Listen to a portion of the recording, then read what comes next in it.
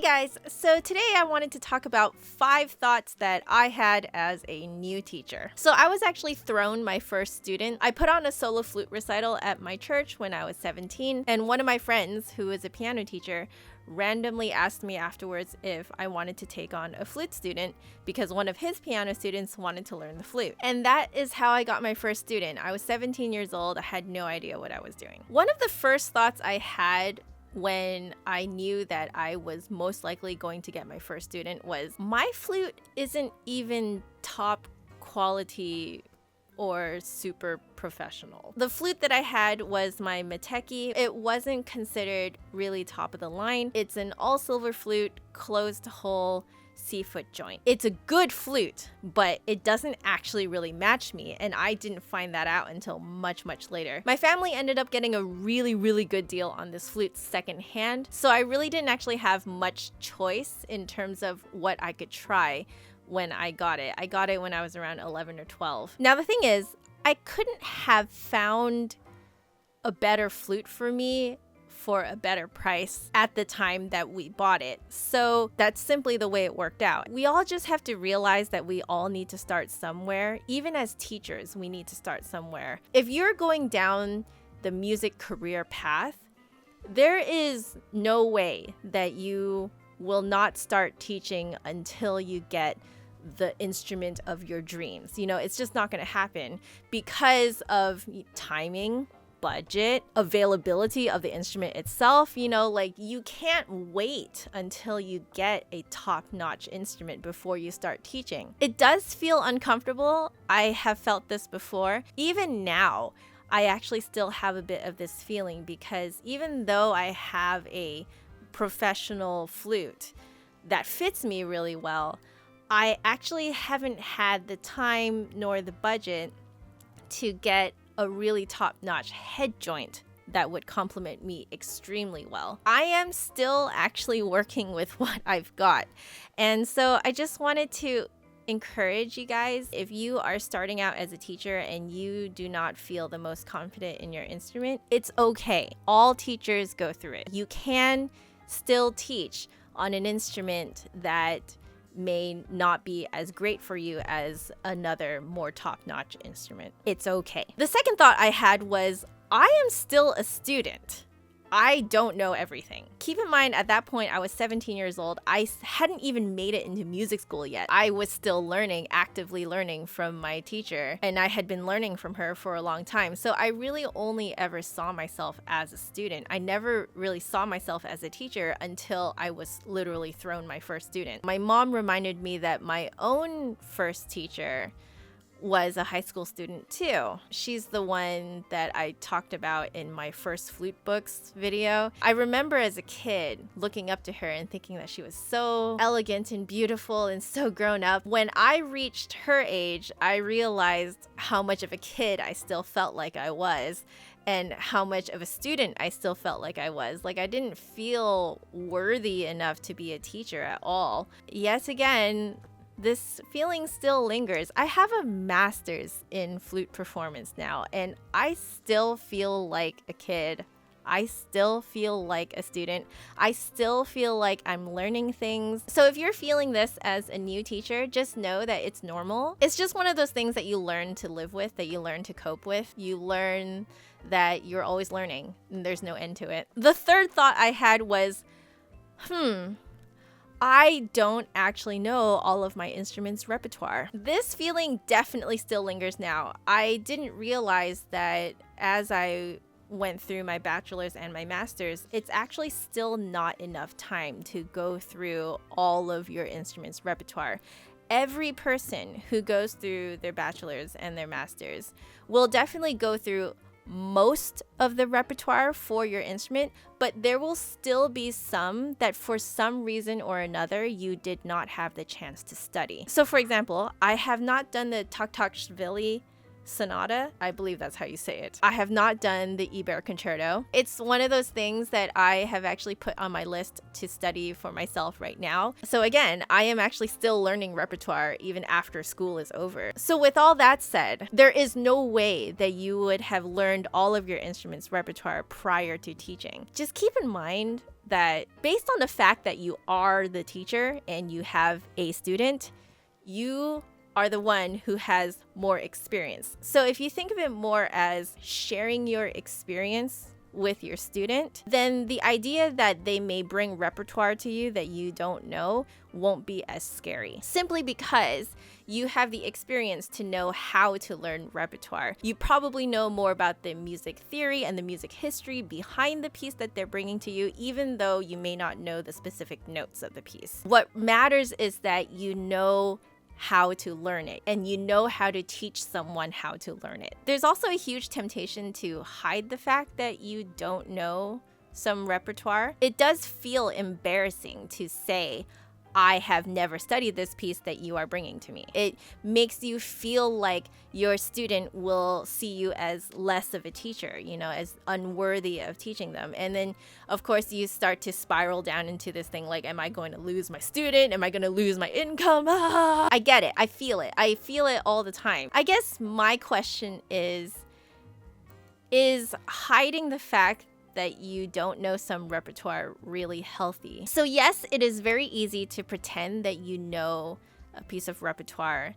because maybe you know the musical background behind it. Maybe you know the music history, the theory, and you can teach it, but really you're just pretending to know it. That part is easy. It's the part where you're dealing with knowing in your head that you don't know it, but not telling your student that you don't know it. That part to me feels really fake, and I personally can't deal with feeling like that. Like, I always feel a lot more at peace with myself when I literally just tell the student, I have not studied this piece, but I can teach you the musical background, history, the theory in it. I can teach you how to be expressive in it.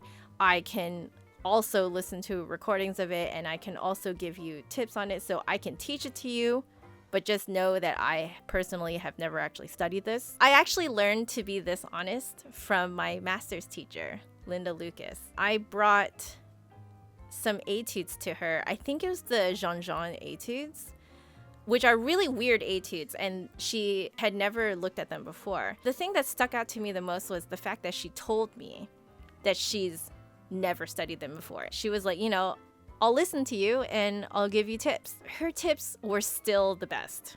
Like, amazing, and that's where I really found out that as a student, you respect your teacher for being genuine, honest, for being real. That's where you see true teaching happen. It's when they don't know the notes themselves, but they can still teach you how to play it. If you can be honest as a teacher with your student and still teach them how to play the music, you will win their respect like nothing else in the world. Like, this is one of the reasons why Lukas has my deepest, utmost respect. The fourth thought that I had as a new teacher was that there were a lot of things about the flute that I had completely taken for granted, and I suddenly realized I had no idea how to describe even the most basic techniques. So anything from blowing into the flute, the angle of the air that it needs to get into the flute, where does your thumb rest on the flute, where does your finger rest on the flute, and everything about posture, where your elbows are, how are you standing, how are you turned toward your music, everything. I realized I had been taking it completely for granted.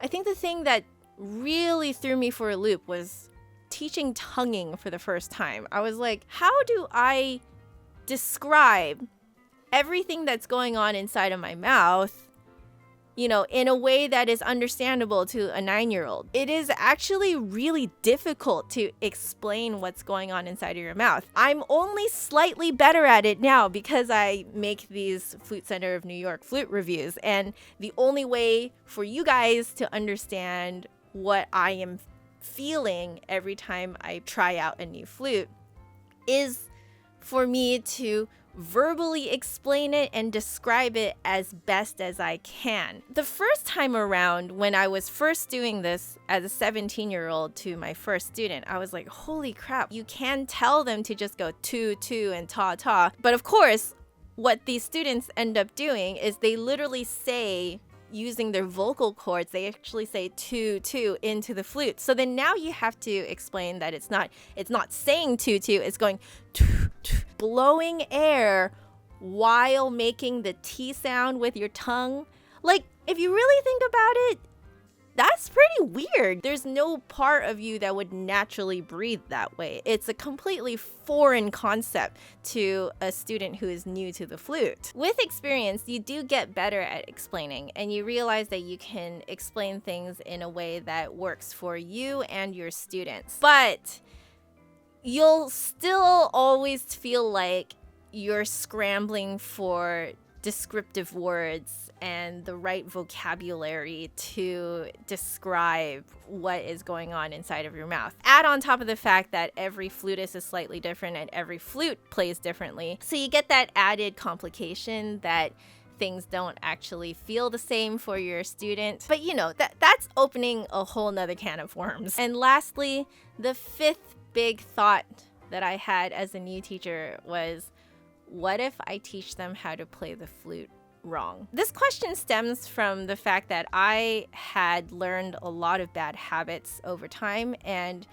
I had a really hard time breaking those habits. And I didn't want to put my students through that. I didn't want to be the cause of bad habits. So I was thinking to myself, okay, I'm a student and I'm still learning, which means that I probably right now still have some bad habits. What if I accidentally teach those bad habits to my students while not knowing the fact that those are bad habits? After having taught for many years now, the most important thing is just to be honest with yourself and to be honest with your students. If you learn something about yourself and you learn that you actually have a bad habit and you are working to break that bad habit, but you also know that you taught that exact thing to your students, just be honest. At your next lesson, just straight up tell your student, you know that thing I told you to do? Don't do it. I found out it's bad for you.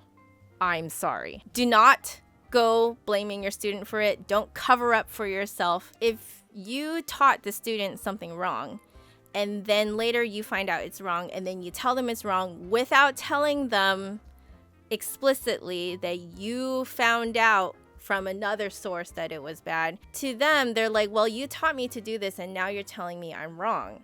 This is not fair. If they have that feeling of unfairness, it's going to make them eventually resent you. The feeling of resentment will build. For a teacher-student relationship to work out really, really well, there has to be trust on both sides. The only way to build trust is to be honest with each other. If you're wrong as the teacher, you need to own up to it. You need to be completely 100% like, yep, I was wrong and I'm sorry, and here are some solutions, ways of practicing that I think will help both of us get through this. That is it for this video. I hope it was helpful, or at least I hope you feel understood. If you guys have similar thoughts, please leave them in the comments below. I would love it if we can share and encourage each other. And if you like this video, make sure you give me a big thumbs up and hit subscribe for new videos every Saturday. My last video is over there. And if you want to catch me during the week, my social media networks are down there. But otherwise, I will see you guys next week. Bye. Just know that when you are a teacher, it's not the end of learning. It just opens up a whole new way of learning for you.